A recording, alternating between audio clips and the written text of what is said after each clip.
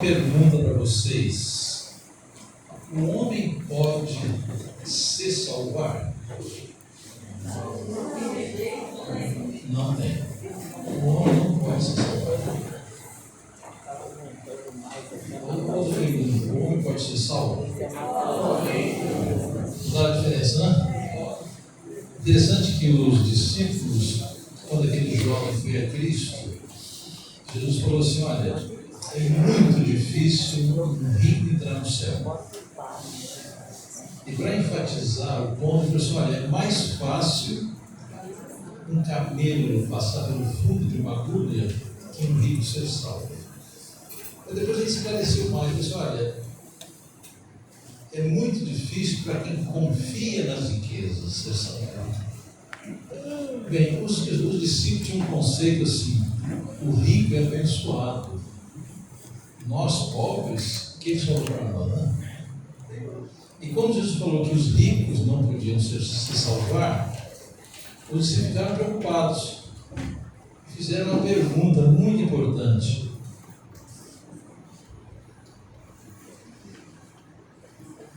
E ouvindo isso, os discípulos ficaram extremamente espantados, dizendo: quem então pode ser salvo?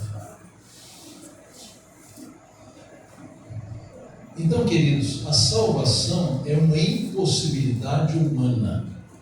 É claro? Mas Jesus, olhando-os, disse-lhes: com homens isso é impossível, mas com Deus todas as coisas são possíveis. Não sei se ficou claro o pensamento. O homem pode salvar-se? Não. O homem pode ser salvo? Pode. Então, salvação é uma impossibilidade humana, mas é uma possibilidade divina. Então, queridos irmãos, nós só podemos ser salvos pela graça e pela misericórdia de Deus. Nós falamos ontem que Deus é especialista em coisas impossíveis.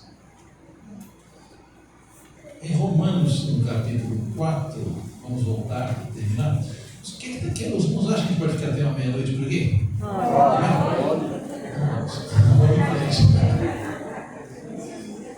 Observe bem o que Paulo declarou. Nós já falamos que um casal de jovens, casado com 22 anos, 25 anos, é alguma coisa, é alguma novidade eles terem filhos? Não. Mas e um homem de 99 anos, com uma mulher estéril? É possível? Humanamente falando, não. É claro. Mas nós falamos que Deus é especialista em coisas impossíveis. Então, o apóstolo Paulo diz assim, 4,17 de Romanos, se os irmãos querem acompanhar, diz assim: como está escrito, eu tenho feito de ti um pai de muitas nações. A quem ele falou isso? Abraão. Diante de Deus, em quem creu, que vivifica os mortos e chama as coisas que não são como se elas fossem.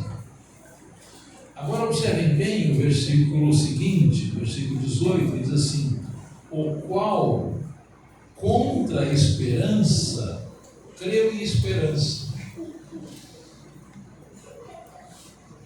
Por que contra a esperança? Abraão e Sara tinham esperança de ter filhos naquela idade? Humanamente? Não. Mas diz assim: o qual contra a esperança creu em esperança, para que pudesse tornar o pai de muitas nações, conforme fora dito, assim será a tua semente. Agora o verso 19 diz assim: e não enfraqueceu na fé. Ele não considerou o seu próprio corpo praticamente morto. Em que sentido o corpo de Abraão estava morto? Abraão e Sara tinham capacidade de reprodução? Não. Então diz assim: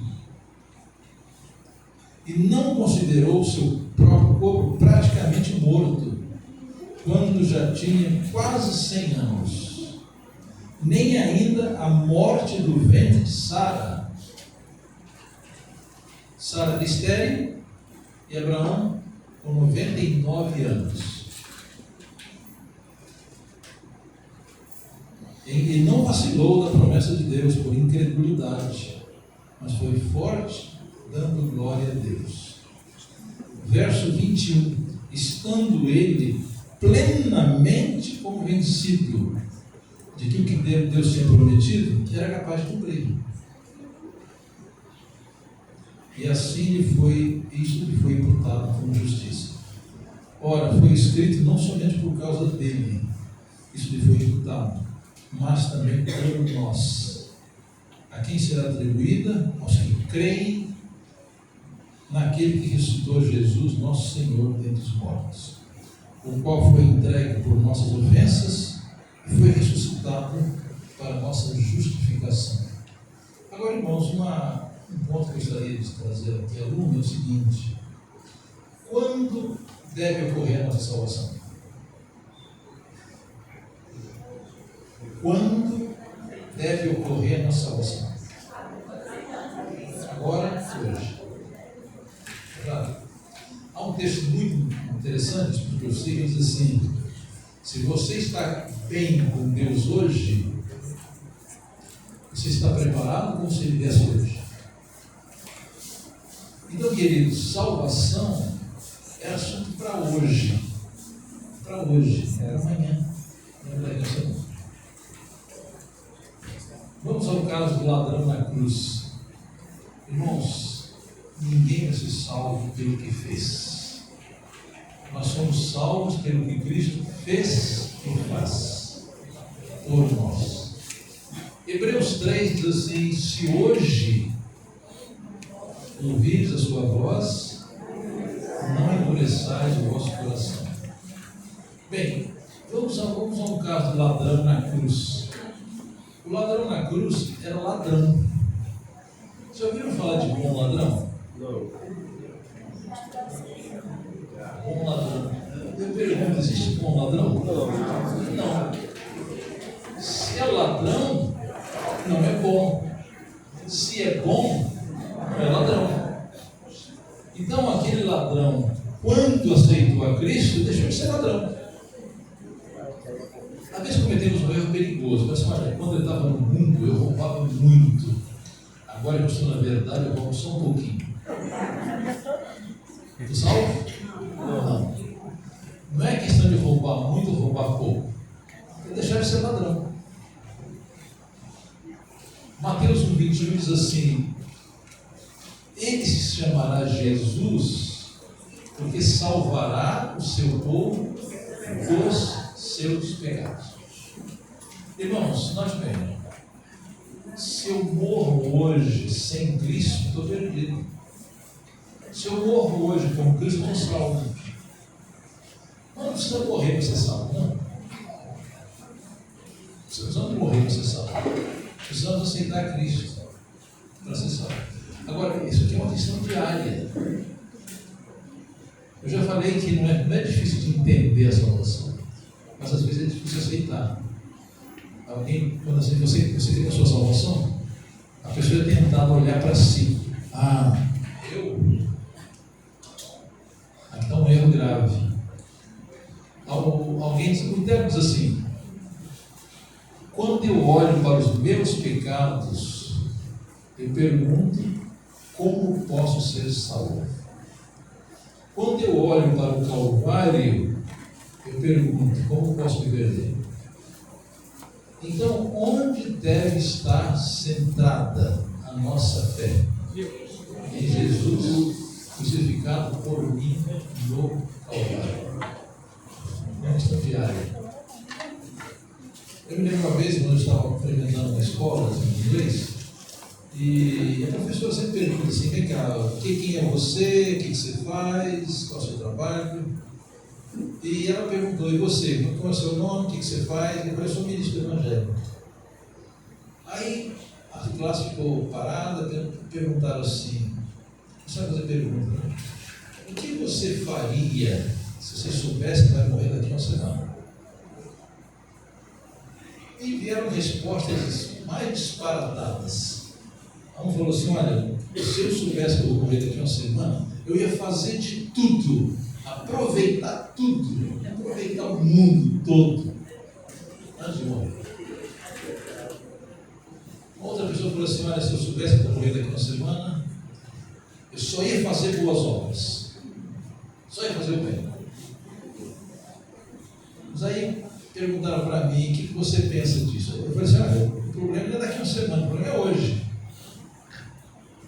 Se você soubesse que vai morrer amanhã, ou essa noite, o que você faria? Bem, o ladrão na cruz, ele era ladrão. E quando os dois ladrões foram crucificados com Cristo, os dois zombaram de Cristo, não foi? O que eles falaram? Se tu és o Cristo, salva-te a ti mesmo e a nós. Mas o ladrão da direita começou a ouvir a voz do Espírito Santo. Jesus foi crucificado às 9 da manhã e morreu às 3 da tarde, 6 horas. Aquele ladrão tinha pouco tempo. E ele começou a pensar, Jesus foi condenado inocente. Nós somos ladrões, nós somos criminosos, estamos aqui que merecemos. Pilatos falou, não vejo nele crime algum. Herodes não teve coragem de condenar a Cristo. E agora surge a esperança no ladrão. Ele diz, Senhor Jesus, lembra-te de mim quando vieres no teu reino. Quanto tempo demorou para Jesus responder? Em verdade te digo hoje. Na verdade te digo hoje, estarás comigo no paraíso. Irmãos, nós somos salvos da mesma maneira. Vamos pensar assim, não, eu tenho 30 anos pela frente, 40 pela frente. Não. Uma vez perguntaram a Galileu, um grande cientista, não? Ele já era assim, mais ou menos da minha idade. Não? Aí perguntaram assim, senhor Galileu, quantos anos o senhor tem? Eu disse, olha, eu tenho talvez 7, 8 anos, 10 anos. Aí o pessoal se espantou, mas um homem com quase 80 anos, falar que tem 7 ou 10. Aí ele explicou, olha o seguinte, eu tenho, o que eu tenho, você não está na frente. O que já passou não tem mais. Claro? Se eu já vivi 80 anos, a irmã tem 80 anos de idade, mas a irmã tem 80 anos. Já viveu. A irmã viveu 80 anos, não é isso? Quanto tem? Tem o que falta viver. Está claro? Então a explicação dele eu achei lógica. Se eu já vivi 80 anos, eu tenho 80 anos? Não, eu tenho o que falta. Então, queridos, Deus nos dá um dia, o pão nosso de cada dia.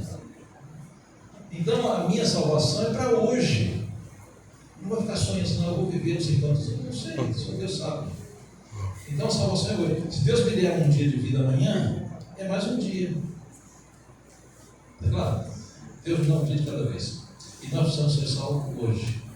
Bem, aqui em Romanos 5, verso 1, diz assim, portanto, sendo justificados pela fé, temos paz com Deus, por nosso Senhor Jesus Cristo. E a Ellen White diz assim, se você está bem com Deus hoje, está preparado como se Ele viesse hoje. Então, queridos, a salvação não é coisa futura, é coisa presente. É para hoje. Segundo aos Coríntios, capítulo 6, diz assim,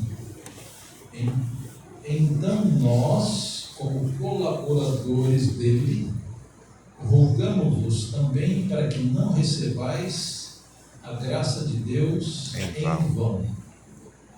Porque ele diz: em tempo aceitável tenho ouvido, e em dia de salvação tenho socorrido.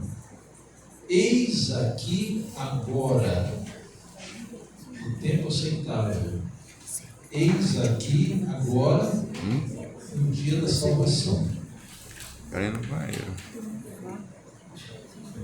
Explico para vocês assim, a verdade diz assim, quando em 1844 esperava que Jesus voltasse em 22 de outubro, nós não íamos dormir sem ter confessado cada pecado e ter a certeza de que Ele nos perdoou. Irmãos, isso é para hoje, né? É para hoje. Eu cada dia devo fazer um autoexame. O que eu errei hoje? O que eu falei que não devia ter falado? Será que eu ofendi alguém? Será que eu representei mal o caráter de Deus? O Espírito Santo vai me ajudar a fazer esse autoexame.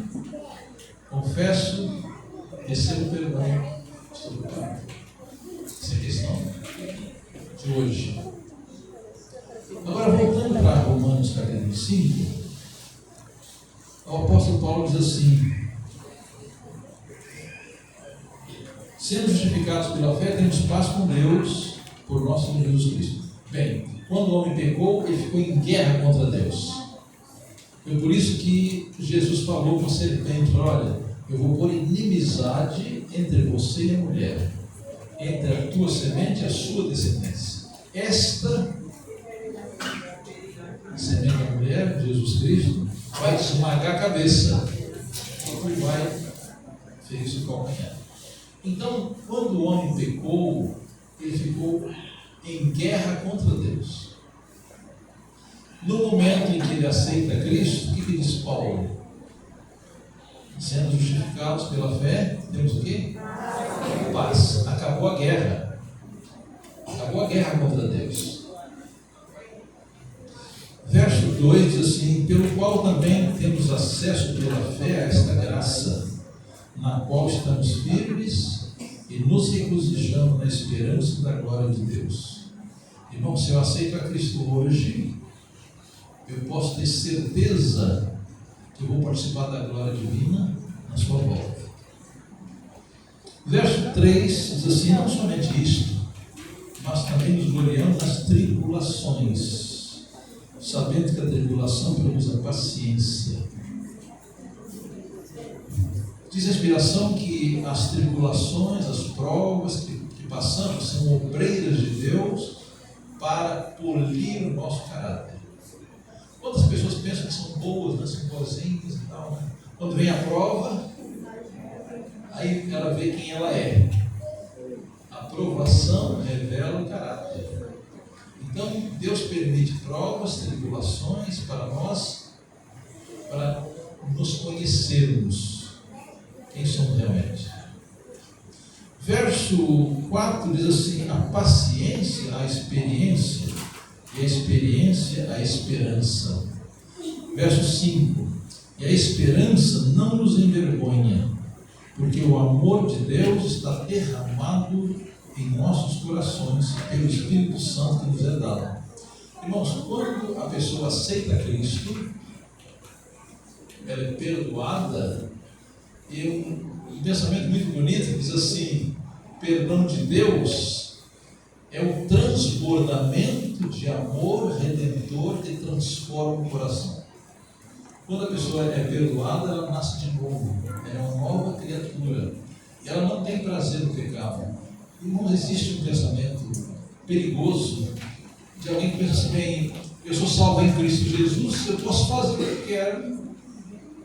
É assim mesmo? Não. Eu pertenço a Cristo, porque fui criado por Ele, e eu pertenço a Cristo porque fui comprado por Ele. Duas vezes, eu pertenço a Cristo. Então eu não tenho direito de fazer o que eu quero. Eu não sou. Paulo diz assim: não sois de vós mesmos, fostes comprados por bom preço. Glorificai, pois, a Deus no vosso corpo e no vosso espírito, os quais pertencem a Deus. Então, irmãos, é um perigo fatal alguém pensar assim: não, eu sou Isso é um engano satânico. Que eu não pertenço a mim mesmo. Eu fui comprado. É verdade, somos salvos pela graça. Mas esta graça custou caríssimo. Jesus fez o sacrifício de 33 anos. Nós falamos assim, poxa, Jesus sacrificou na cruz. A cruz foi o clímax. A cruz foi o ápice, a culminância. Mas a irmã White fala que o sacrifício de Cristo foi a sua vida, foi um prefácio para a sua morte. Então Cristo sofreu da manjedoura ao Calvário. Quando eu mal entendo que uma pessoa salva pode fazer o que quer, comer o que quer, se vestir como quer, eu não entendi salvação. Mateus 21 diz assim: ele se chamará Jesus porque salvará o seu povo dos pecados, não nos pecados. Está claro? A palavra Jesus significa Deus é a minha salvação. Salvação, vamos dar um exemplo muito simples. Uma criança de 5 anos cai numa lagoa e está se afogando. Aquela criança pode se salvar? Não. Mas ela pode ser salva. E o que é salvação? Existe uma teoria muito perigosa. Diz, não, você está salvo, fique tranquilo, você está salvo. Não, eu estou me afogando. Não se preocupe não, você está salvo, fique aí. Isso é salvação? Não, o que é salvação? Alguém vai lá e pega a criança e tira fora. Ou alguém joga uma corda e puxa. Alguém joga um galho e puxa. Então salvação não é vida cuja consciência foi acalmada para continuar pecando. Não. Salvação é libertação do pecado. É verdade que o ser humano não tem poder para isso, mas a graça de Deus dá poder para isso. Jesus falou para aquela mulher: nem eu te condeno, vai e não peques mais. Então, irmãos, por favor, se alguém pensa que graça é para acomodar a pessoa do pecado, está totalmente enganado, está perdida. É verdade que o apóstolo diz assim: meus filhinhos, essas coisas eu escrevo para que não pequeis. Mas se alguém pecar, temos advogado. Isso não é para continuar no pecado. Se alguém pecar, temos advogado para com o Pai, Jesus Cristo, o justo. Então eu diria assim, irmãos, na vida do cristão, o pecado é um acidente, não é uma vida de pecado. Então, às vezes negligenciamos a comunhão com Deus e caímos, e Deus não nos abandona. Mas Deus quer que nós sejamos vitoriosos. As cartas de Apocalipse 2 e 3 diz assim: aqui quem vencer. É claro que eu não posso vencer com a minha força, mas 1 Coríntios 15:57 diz assim: graças a Deus Deus dá vitória por meio de nosso Jesus Cristo. Romanos 8, o apóstolo Paulo diz assim, verso 37: em todas essas coisas somos mais que vencedores por aquele que nos amou. Mas bem, vencedores por aquele que nos amou. Às vezes cometemos um grave erro quando somos tentados. Nós olhamos para o pecado, olhamos para nós mesmos e olhamos para Satanás. Caímos. É a hora de olhar para Cristo. Uma vez, uma ilustração, uma criancinha estava em casa e alguém bateu a porta. Ela foi abrir a porta, era Satanás. Ela falou assim: olha, espera aí que eu vou chamar Jesus, ele vai te atender.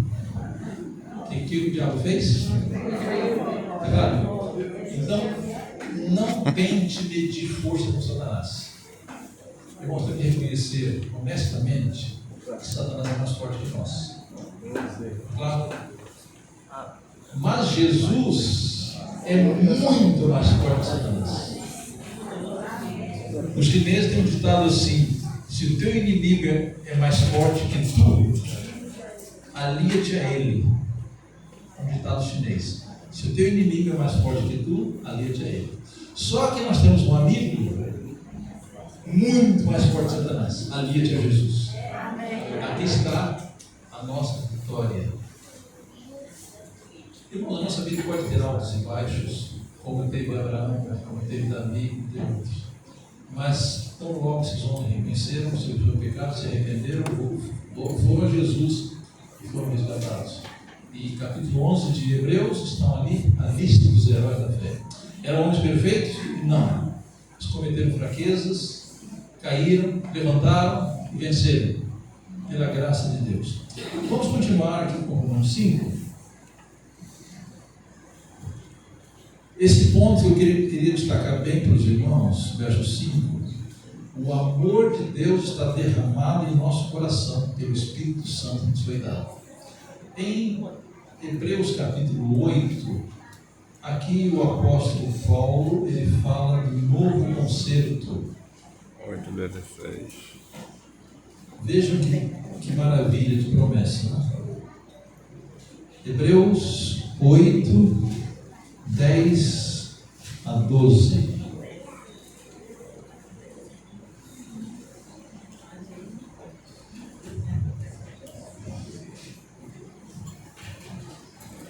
Porque este é o pacto que farei com a casa de Israel. Irmãos, a casa de Israel é o povo de Deus. Depois aqueles dias do Senhor. Porei as minhas leis em suas mentes e as escreverei em seus corações. E eu serei para eles um Deus, e eles serão para mim um povo. Irmãos, pensando nesse verso, quem é o povo de Deus realmente? É aquele povo em cujo coração está a lei de Deus. No momento em que cremos em Cristo, somos perdoados, nascemos de novo, e o Espírito Santo escreve a lei no nosso coração. Então aqui diz assim: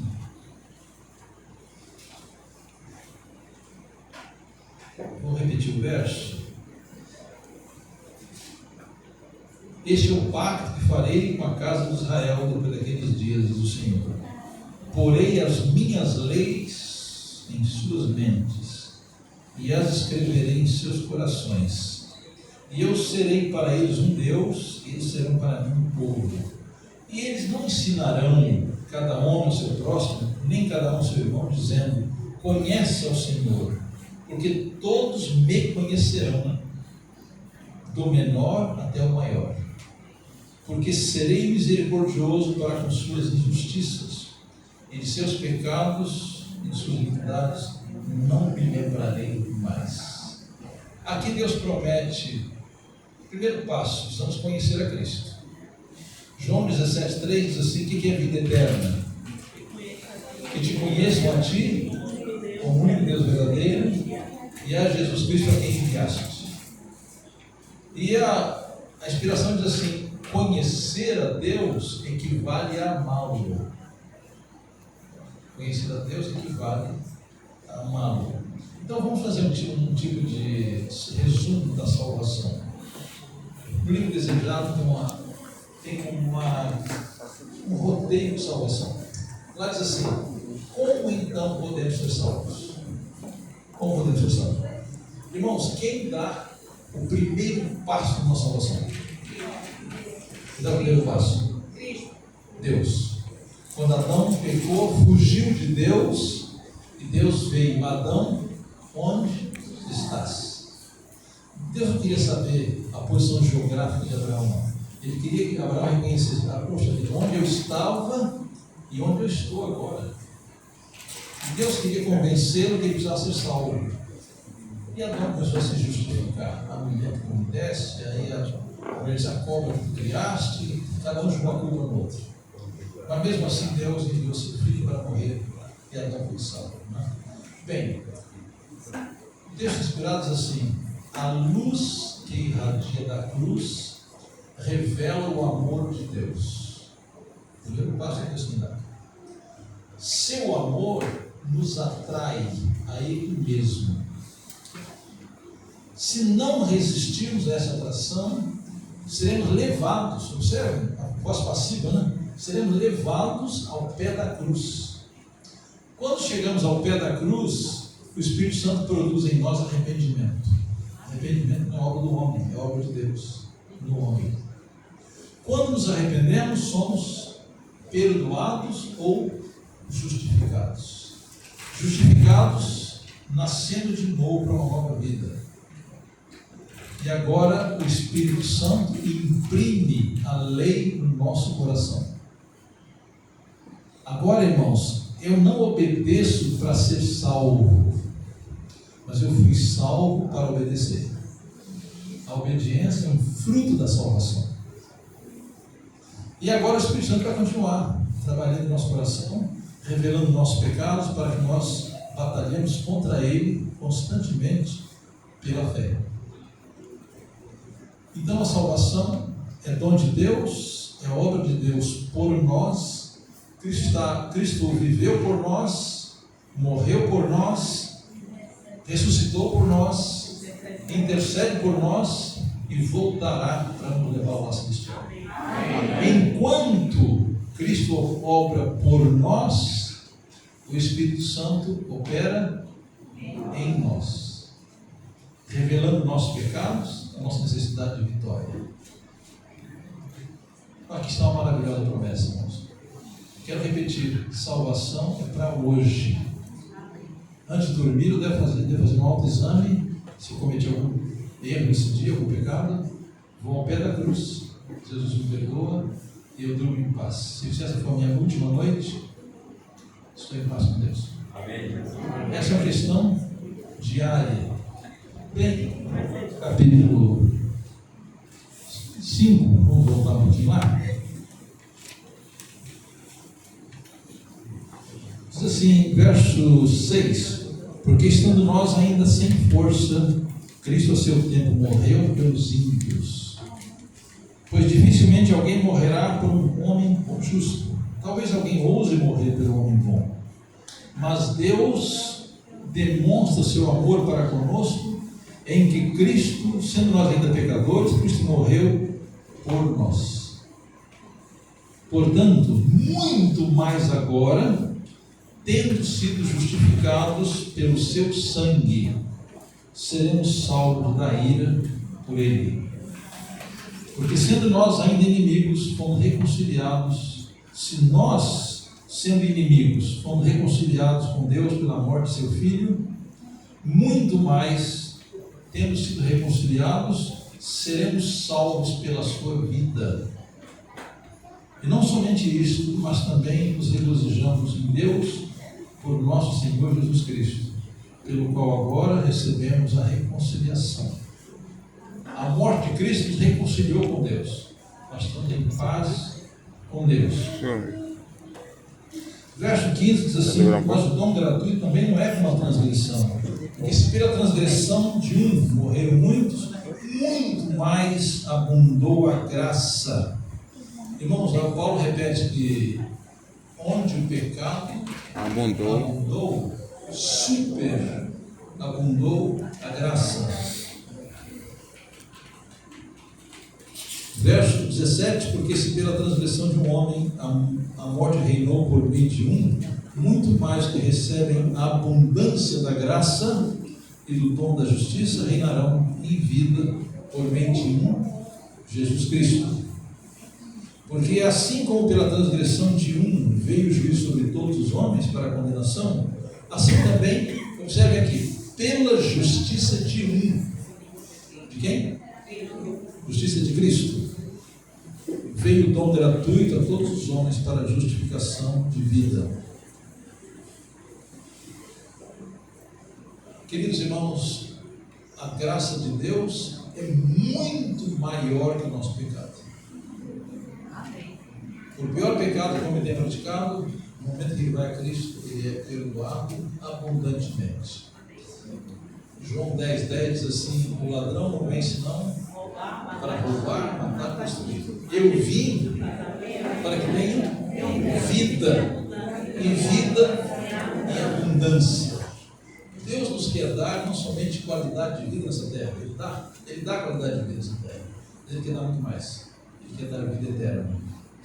Irmãos, aqui tem uma pergunta sem resposta. Hebreus, capítulo 2, versículo 3. Aqui Paulo faz uma pergunta para a qual não há resposta.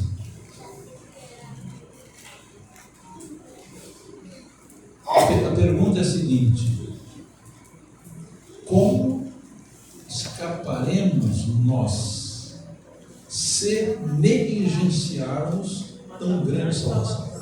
Tem resposta? Como escaparemos? Aqui não fala se rejeitarmos salvação, se negligenciarmos salvação. Quer dizer, a salvação, queridos, deve ser prioridade absoluta na nossa vida. A minha salvação, a salvação da minha família, a salvação das pessoas com quem estamos em contato, deve ser prioridade absoluta. Buscai primeiro o reino de Deus e a sua justiça. As outras coisas serão acrescentada. Irmãos, nós não temos força nem para nos entregar a Cristo. Mas o livro de Parábolas diz assim: devemos orar: Senhor, toma o meu coração. Toma o meu coração. Perdoa-o, purifica-o e molda-o segundo a tua vontade. Devemos entregar-nos a Deus, queridos, hoje.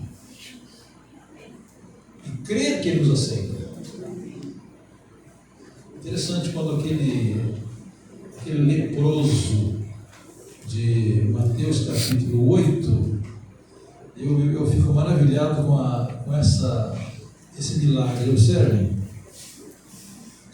veio um leproso e o adorou, dizendo: Senhor, se queres, podes limpar-me.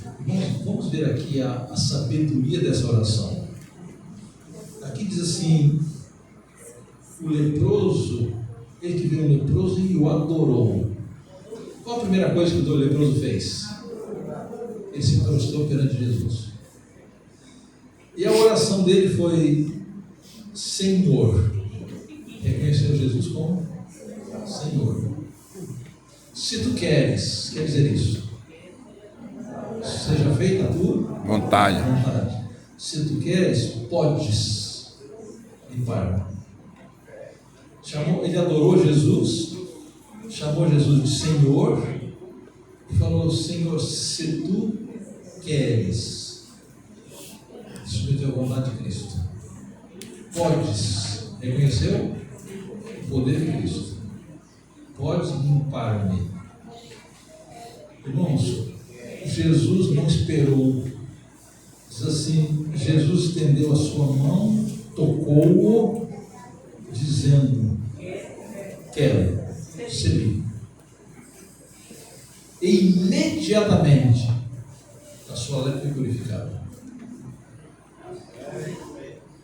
Imediatamente. Perceberam a beleza dessa oração? Oração pequenina, não? Senhor, se tu queres, podes limpar-me. E a inspiração explica o seguinte: que quando nós pedimos certas coisas para Deus, Deus às vezes não nos dá, que é um pedido egoísta às vezes, não. Mas quando pedimos duas coisas, Deus responde imediatamente, com toda certeza: perdão dos pecados e purificação do pecado.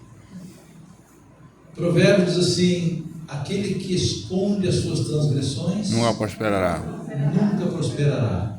Mas o que as confessa e deixa, alcançará misericórdia.